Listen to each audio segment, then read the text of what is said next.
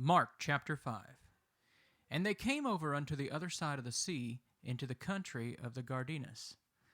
And when he was come out of the ship, immediately there met him out of the tombs a man with an unclean spirit, who had his dwelling among the tombs, and no man could bind him, no, not even with chains, because that he had been often bound with fetters and chains, and the chains had been plucked asunder by him, and the fetters broken in pieces.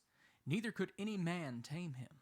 And always, night and day, he was in the mountains and in the tombs, crying and cutting himself with stones. But when he saw Jesus afar off, he ran and worshipped him.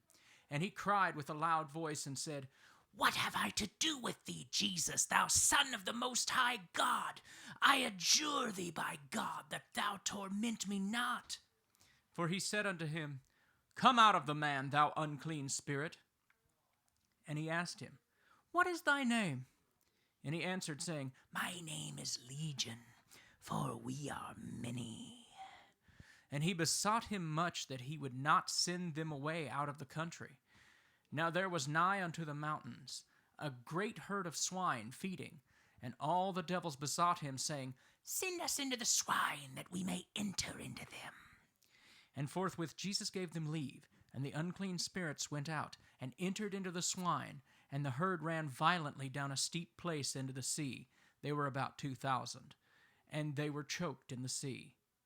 And they that fed the swine fled, and told it in the city and the country, and they went out to see what it was that was done. And they come to Jesus, and see him that was possessed with the devil, and that had the legion sitting and clothed and in his right mind, and they were afraid. And they saw it told them how it befell to him that was possessed with the devil, and also concerning the swine.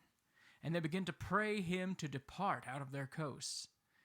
And when he was come to the ship, he that had been possessed with the devil prayed him that he might be with him. Howbeit Jesus suffered him not, but saith unto them, Go home, go to thy friends, and tell them how great things the Lord hath done for thee, and hath had compassion on thee. And he departed and began to publish in Decapolis how great things Jesus had done for him, and all men did marvel. And when Jesus was passed over again by ship unto the other side, much people gathered unto him, and he was nigh unto the sea. And behold, there cometh one of the rulers of the synagogue, Jairus by name. And when he saw him, he fell at his feet, and besought him greatly, saying, My little daughter lieth at the point of death. I pray thee, come and lay hands on her, that she may be healed, and she shall live. And Jesus went with him, and much people followed him, and thronged him.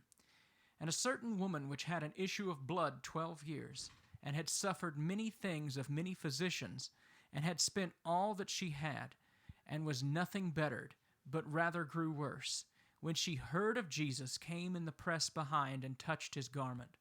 For she said, If I may touch his clothes, I shall be whole. And straightway the fountain of her blood was dried up, and she felt in her body that she was healed of that plague. And Jesus, immediately knowing in himself that virtue had gone out of him, turned about the press and said, Who touched my clothes? And his disciples said unto him, Thou seest the multitude thronging thee, and sayest thou, Who touched me?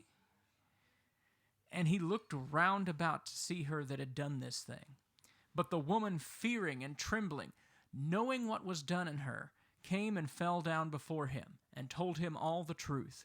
And he said to her, Daughter, thy faith has made thee whole. Go in peace, and be whole of thy plague. While he spake, there came from the ruler of the synagogue's house certain which said, Thy daughter is dead. Why troublest thou the master any further? As soon as Jesus heard the word that was spoken, he saith unto the ruler of the synagogue, Be not afraid, only believe. And he suffered no man to follow him, save Peter, James, and John, the brother of James. And he cometh to the house of the ruler of the synagogue, and seeth the tumult, and them that wept and wailed greatly.